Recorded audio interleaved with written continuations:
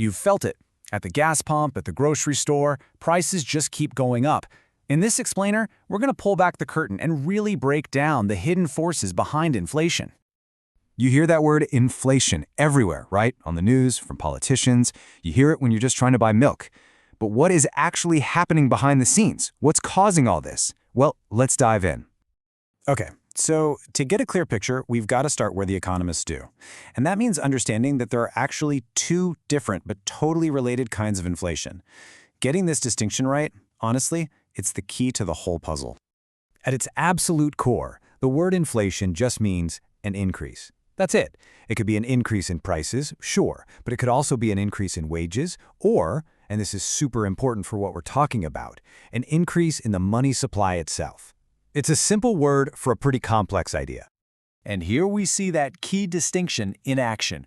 On one side, you've got monetary inflation. That just means more dollars or euros or yen being created and floating around the system. On the other side, you have price inflation. That's the one we all feel when things at the store cost more. They're two different things, but as you're about to see, they are very, very connected.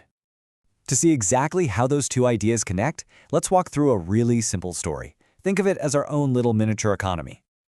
Okay, so imagine a teeny tiny economy.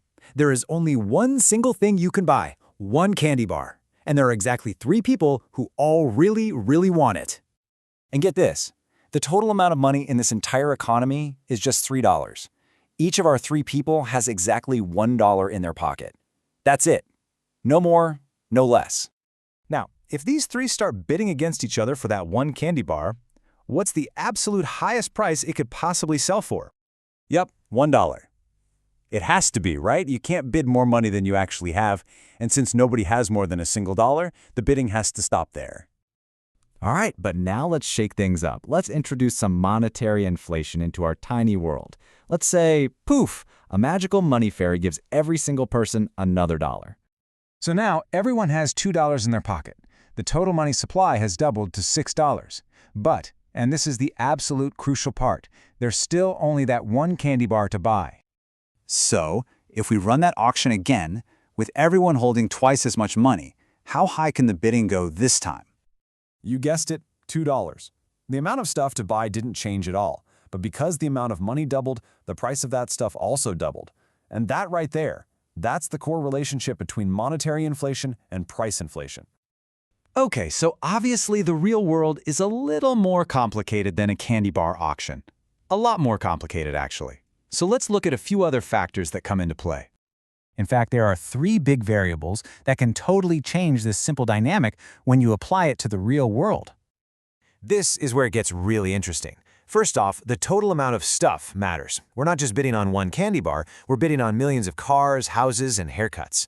Then you've got the distribution of money. What if it's not even? What if one person has almost all the money? Their spending habits are going to have a much bigger impact, right? And finally, what about our simple desire to spend? You know, if people get nervous and decide to save their money instead of spending it, that slows everything down, which can actually put the brakes on price increases. Each of these factors is a huge deal. So, let's pull all of that together. Let's distill it down into a simple but really powerful framework for understanding why prices actually change. So here's the big takeaway. Prices are always in this dynamic tug-of-war between these 3 powerful forces.